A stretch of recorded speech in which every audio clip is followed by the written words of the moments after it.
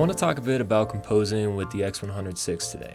Thought we could do just a quick little composition breakdown kind of thing today, go over some photos from a recent shoot out in Chicago's Chinatown, and just talk about some of my personal strategies and techniques for getting the most out of the X100VI. Most of the tips and composition kind of techniques that I'm going to go over today either have something to do with a specific X100VI feature or something that's just about 35mm, you know, composing with the fixed lens and all that. Personally, I'm a street and travel photographer, but you can use most of these tips across all different kinds of genres of photography. But instead of wasting any more of your time talking about the video, let's just dive into the images and cut to the chase. This piece of advice almost goes against everything I believe in because I absolutely hate having unnecessary resolution, but it does come in handy every once in a while. You can see that here. This is a photo that I'm not particularly proud of. The subject is just sort of, you know, standing there on her phone. You got this kind of frame going on, you know, there's a few things going for it, but I took advantage of the 40 megapixels. I punched in super severely and you have this, I think, much more interesting shot where it's just from the waist up, the stomach up, and these frames on the sides become much more prominent, much more a part of the frame. They look more intentional, fill up more space, and then you get more of this highlighting on her hair, not because the last one was black and white or because it didn't exist, but when you punch in, it just becomes so much more prominent. So 5 out of 10, you know, B- type photos you can often save or tweak or get kind of weird with that resolution. So another tool at your disposal. Now with this particular one, I think you could actually make the argument that I personally overuse it a bit, and it's got a few different names. A lot of people refer to it as like a Dutch angle, but it's just basically when you tilt the camera a little bit. I think that this particular photo would be a little boring if everything was straight, because at the end of the day, it's just some people coming down the stairs. So that's why in this case, I decided to add these kind of diagonal lines instead of keeping everything perfectly straight or correcting in post or anything like that. I just think it adds a little more visual interest, a little more geometry. It also gives these stairs a little more room down here at the bottom, so I get to keep all of this nice like repetition in the railing. Real quick, I wanted to cut in here and tell you that this video is actually sponsored by me. Yeah, if you're a fan of the colors, the edits, even the black and white stuff in this video, they were all edited with my new color grading tool for Lightroom. It's called the Color Kit. I'm incredibly proud of it because it uses color profiles and not just Lightroom presets. It's a really great way to support me, support the channel, and I think that you will genuinely find these looks quite a bit more versatile and usable than other Lightroom preset packs out there. So yeah, I kind of really love the X100VI for shots like this that I see when I'm just kind of walking by. You know, maybe if I were to pick the camera up and look through the viewfinder, or, you know, even look through the screen, this subject is gonna notice, I'm gonna bruise the scene, they're gonna maybe try to hide their face or something like that. And just to demonstrate this idea a little bit further of this, you know, predictability of 35, I loved how it allowed me to capture this image. It's kind of crooked, it almost feels like it should be about like this, but I mean, this is just kind of a chaotic image and a really genuine, honest moment that I don't think I would have if I didn't know my lens the way that I know at 35. Just one more example to kind of hammer home this point about learning your lens so well that you can sort of spray and pray from the hip. Honestly, for me, even with all these kind of crooked lines and stuff, I'm just really happy I got the shot because, you know, this guy's just an absolute legend with the hat, the beard, the jacket and everything. So being able to kind of, you know, spray and pray from the hip as he's leaving the train enabled me to get a shot that I wouldn't have been able to get maybe with another tool, another camera.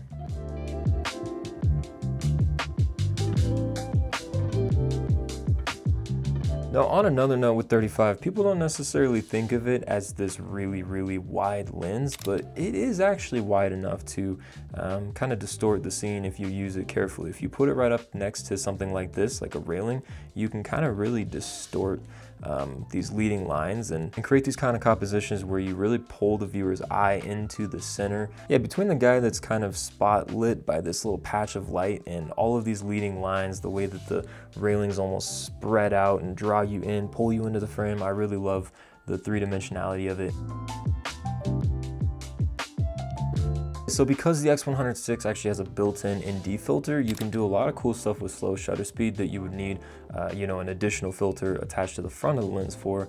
So like here, you know, you have this really chaotic region of the frame. You know, you've got people walking back and forth, and it's kind of difficult. It might take forever to find a really clean frame where it's just a couple of people and there's good separation between them. So it's the perfect opportunity to go with a slow shutter speed and just kind of blur all these people out, make it a more abstract image. The X100VI also has IBIS, which means that your shot will usually stay really nice and crisp. All your lines will be, you know, looking really good. Even if you zoom in here, you can see doing a slow shutter speed shot, handheld, no big deal. I would say down to about a 1/15 of a second, somewhere in that range before it starts to get a little loose.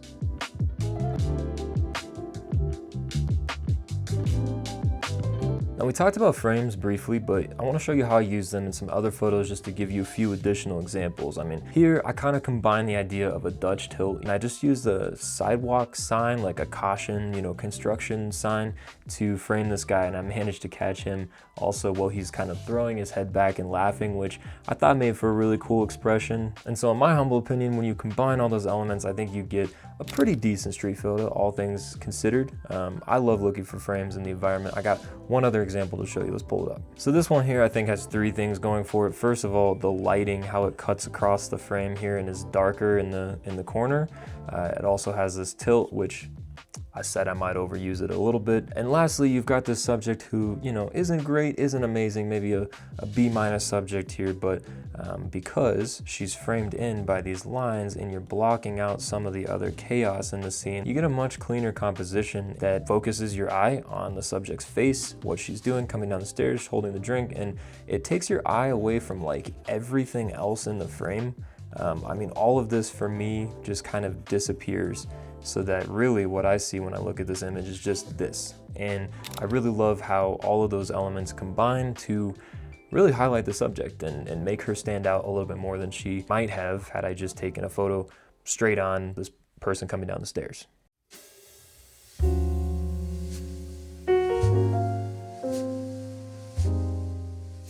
Okay, so this one is a little bit of a two-parter. I'm going to talk about it in two different ways here, and it's the fact that the X100VI is so unobtrusive. I think you can use its diminutive size to your advantage in a couple of different ways, so let's talk about that. So this is one of my favorite things to do in street photography, just generally speaking, is stand in one place with the camera and kind of find a scene you like and just let things happen around you. First off, don't look at this thing. This is my absolute least favorite part of this composition. It is what it is, it's there, but you know, I stood in this spot, I found this frame that I liked, and I let people just sort of walk in front of me. And the nice thing is, like I said, with the tiny size of the X100VI, people either don't really see it or they don't really care. I mean, this girl, I don't think she even had any idea I was taking a photo, and I was probably 2 feet from her.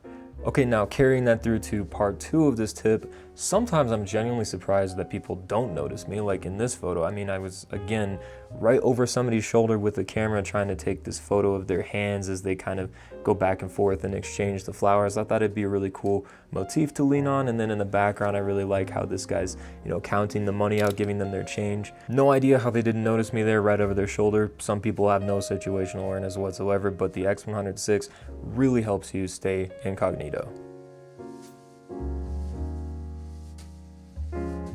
Last but not least, I just wanted to call your attention to this one because there are very, very few cameras that you could get this shot with without bruising the scene. You notice here that I think maybe this person is looking at me, but other than that, everybody's just boarding the train. And maybe you could make the argument that people just don't want to miss their train and they don't really care all that much what I'm doing. But I mean, I was standing 4 feet away with the camera and somehow the scene is pretty much intact. I wouldn't say it's really bruised at all. Really just a nice classic street shot. You know, I love shooting public transit, subways, all that kind of stuff. I like how all these people are focused on the same thing. They're all looking inside the train.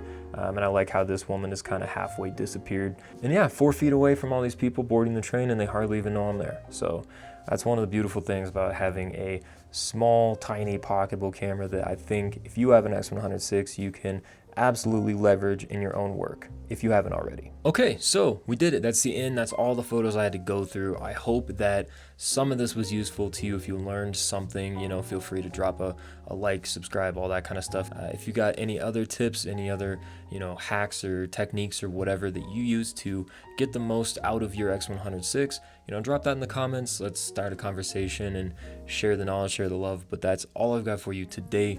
Thank you so very much for watching. As always, I will see you very soon in the next video.